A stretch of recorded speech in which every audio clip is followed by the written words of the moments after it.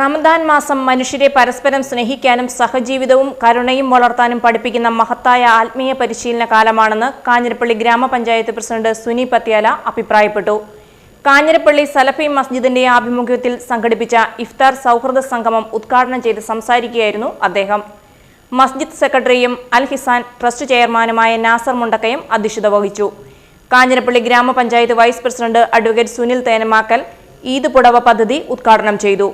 State employees union സംസ്ഥാന secretary P A. Shahul Hameed, tahsildar Anoop A. Latheef, Kanjirappally village officer Muhammad Iqbal, advocate Rafeeq Ismail, Shaji Padikkal, Ajas Varikkadan, Kabeer Mukkali, advocate P I. Noushad, Yunus Mele Thekkethil, പി.യു. Irshad, റഹമത്തുല്ല, പി.ഐ. Ibrahimkutty, Shameer കൊല്ലക്കൻ, Anas മണിയാറൻ, Sunil മടത്തിൽ, പി.ഐ. Najeeb Kanjirappally എന്നിവർ പ്രസംഗിച്ചു.